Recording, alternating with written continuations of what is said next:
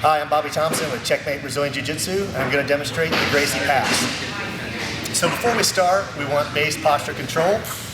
I want to be sitting sway back, I want my shoulders the center of my legs, and I want my opponent's guard low. I don't want him to have a high guard. So after I push my opponent's guard down low, I want to block. So this is my block. I grab my opponent's pants and I wedge my elbow in his knee.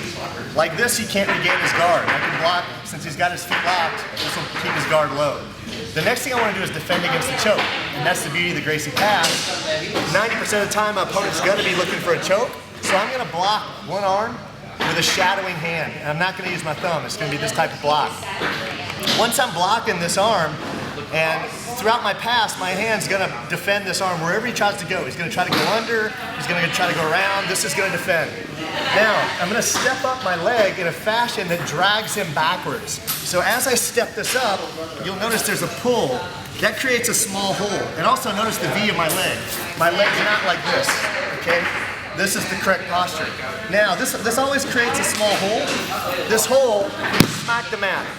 By smacking the mat, I teach myself that I always want to connect my hand to the mat. And I make a straight bar. My arm has no bend whatsoever. Any bend weakens my pry bar. So this becomes a straight bar. And I want to walk out every inch of space in his guard. I'm going to fill his guard with my back and my pry bar. And when I can't get my pry bar out anymore, I'm going to pop my back and simultaneously bring this arm in to a deep wedge. Now, at any time, if my opponent goes to throw a triangle, I've always got a high posture, that's key in the Gracie pass, and I'm always ready to pull this arm in with a very deep angle against his leg. So if I have a weak angle, my opponent will pull this in and take a triangle. So I'm always thinking posture in the Gracie pass, and I'm always thinking about this angle. I'm very aware. When his guard popped, his leg, because of how I have my leg set up, ends up sitting on my leg. So some people, a very wrestler-esque way, would be to throw this up here, which works against a small opponent, but not a muscle guy, a 300-pound opponent.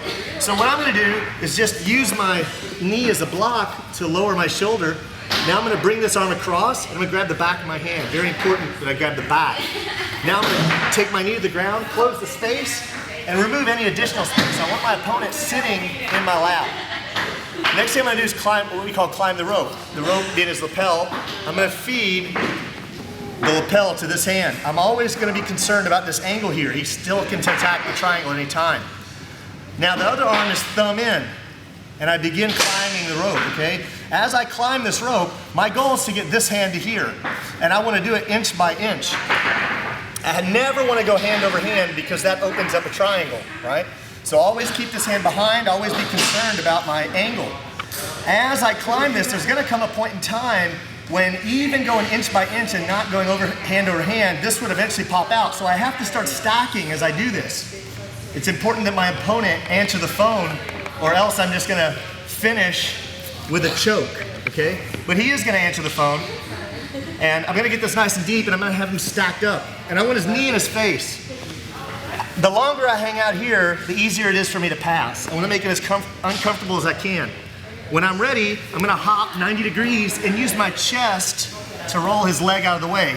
And then I'm going to correct for a nice tight side control. Bobby Thompson, the Gracie pass.